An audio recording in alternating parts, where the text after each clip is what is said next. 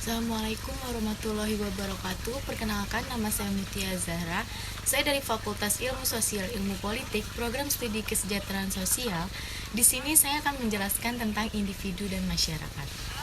Yang pertama, di sini saya akan menjelaskan tentang individunya terlebih dahulu. Jadi, kata individu ini berasal dari kata Latin yaitu individuum. Individuum sendiri ini mempunyai arti yaitu tak terbagi atau tidak terbagi. Jadi dari kata Latin ini, individu ini dapat disimpulkan bahwa individu merupakan suatu sebutan yang digunakan untuk menyatakan suatu kesatuan. Jadi individu ini tuh bersatu dan tidak terbagi. Jadi tuh individu itu suatu kesatuan yang paling kecil dan paling terbatas. Nah, dalam ilmu sosial, individu ini menyangkut tabiatnya dengan kehidupan jiwanya. Nah, jiwanya ini yang majemuk, jiwanya ini memegang peranan dalam pergaulan. Jadi kita ini memegang peranan dalam pergaulan kita sendiri, dalam pergaulan hidup-hidup manusia. Dalam ilmu sosial, individu ini menekankan penyelidikan kepada kenyataan-kenyataan hidup yang istimewa. Hidup ini tak seberapa mempengaruhinya kehidupan. Jadi, pengertian individu sendiri ada menurut para ahli. Yang pertama ini menurut Martin Luther. Nah, menurut Martin Luther ini individu berasal dari kata individuum, yaitu satuan kecil yang tidak dapat dibagi lagi. Individu menurut konsep sosiologis berarti manusia yang hidup berdiri sendiri. Jadi individu ini manusia yang hidup berdiri sendiri.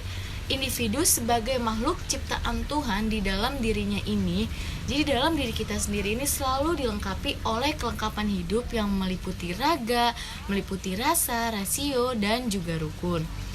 Nah, raga sendiri ini merupakan bentuk jasad manusia yang khas yang dapat membedakan antara individu yang satu dengan individu yang lainnya.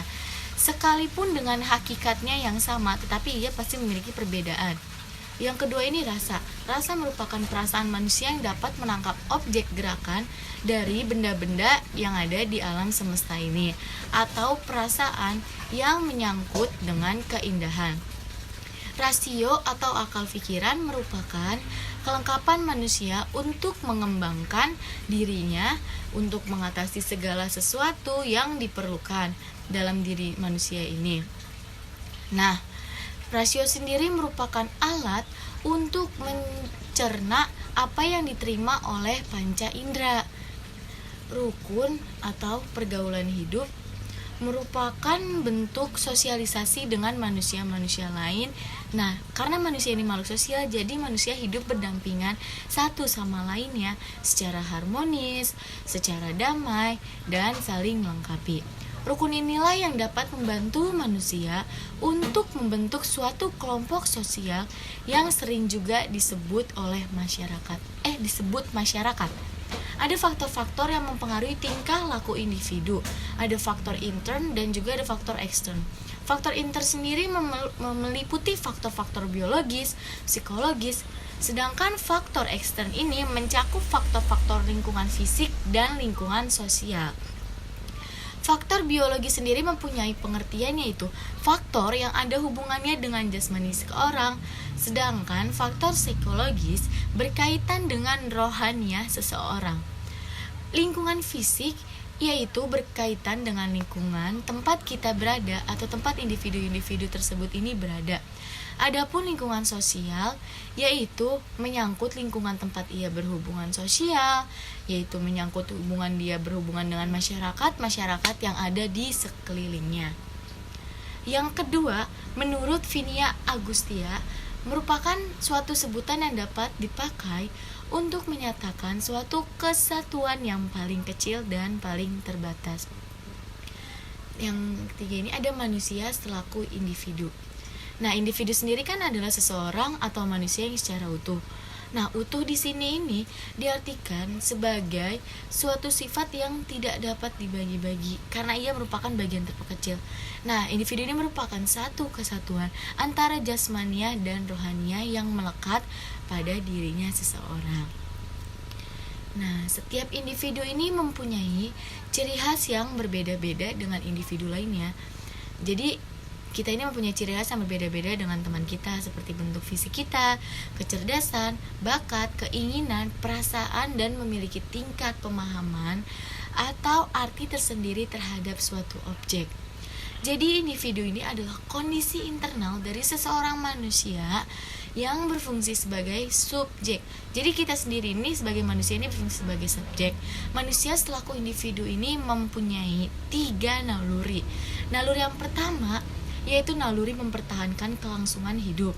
Naluri mempertahankan kelangsungan hidup ini telah menimbulkan berbagai kebutuhan. Salah satu kebutuhan yang paling mendasar adalah kebutuhan fisiologis yang terdiri dari makan, minum, dan perlindungan. Semua kebutuhan tersebut didapat dari lingkungan di mana manusia tinggal dan dalam memanfaatkan lingkungan tersebut. Jadi dalam memanfaatkan lingkungan ini membutuhkan teknologi. Teknologi ini diartikan sebagai cara-cara atau alat-alat yang kita pergunakan atau manusia pergunakan untuk memenuhi kebutuhan hidupnya. Jadi, teknologi ini tidak hanya mencakup peralatan modern atau mesin saja. Panah untuk berburu contohnya, terus bertani ini berpindah-pindah, dan alat sederhana lainnya termasuk ke dalam teknologi. Jadi alat-alat yang sederhana pun termasuk ke dalam teknologi. Kebutuhan manusia ini sangat beragam, dan kebutuhan ini itu lebih mudah dipenuhi kalau individunya sendiri hidup berkelompok dengan individu lainnya. Jadi kita ini saling mempengaruhi dan saling membutuhkan. Yang kedua ini naluri untuk mempertahankan kelanjutan penghidupan keturunan.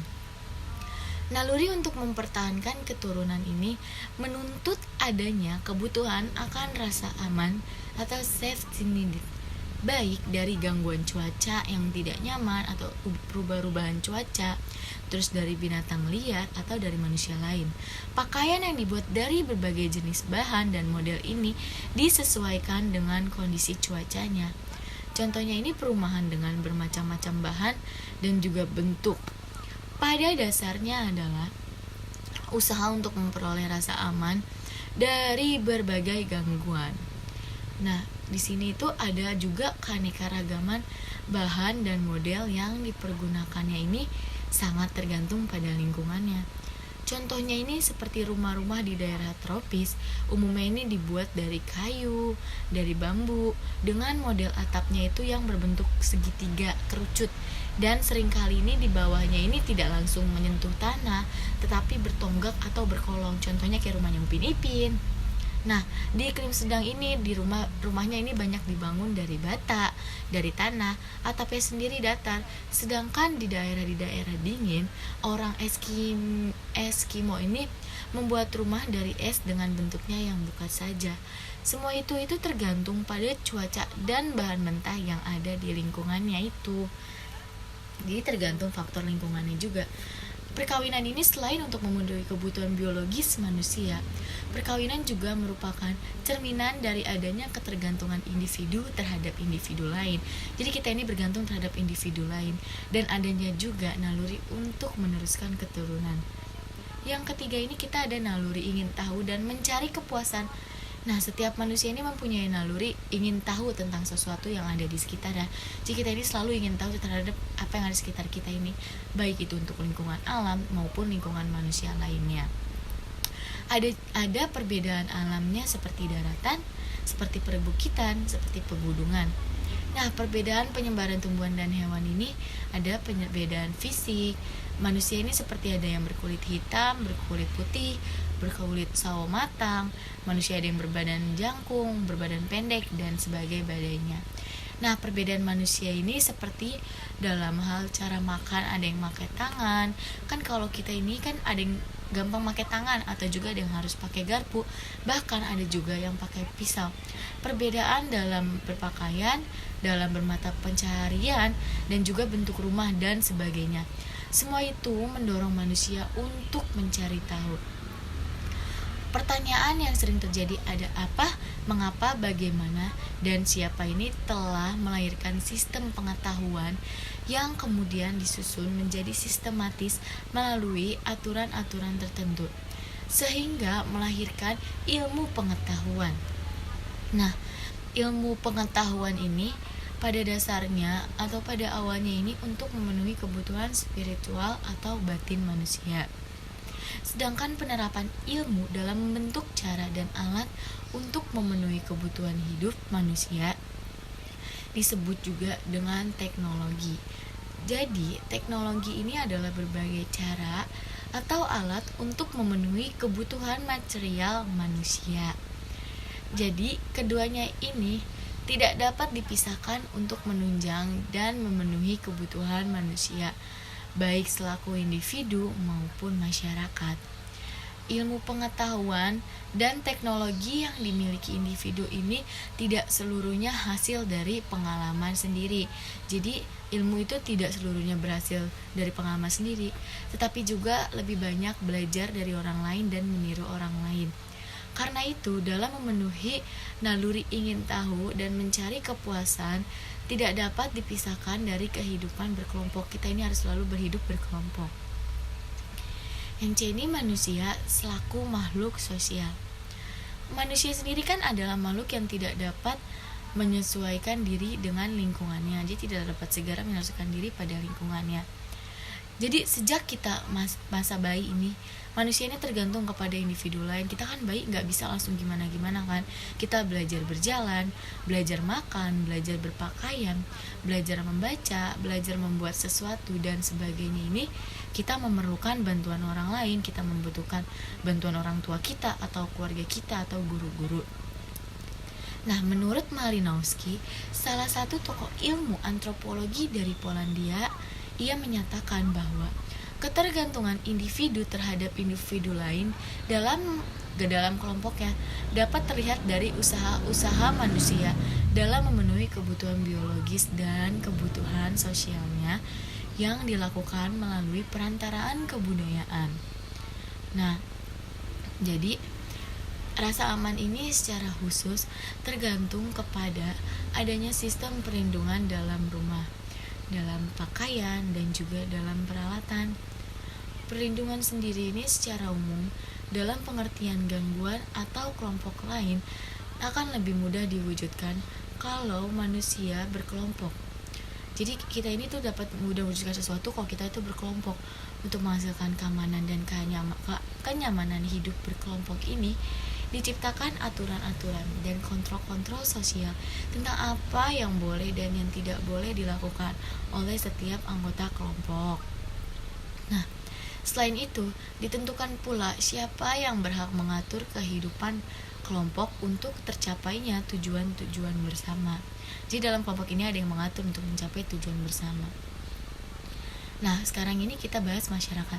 Pengertian masyarakat ini disebut dalam bahasa Inggris yaitu society, artinya sekelompok manusia yang hidup bersama, yaitu manusia yang saling berhubungan dan saling mempengaruhi, saling terikat juga satu sama lain sehingga kelompok ini melahirkan kebudayaan yang sama.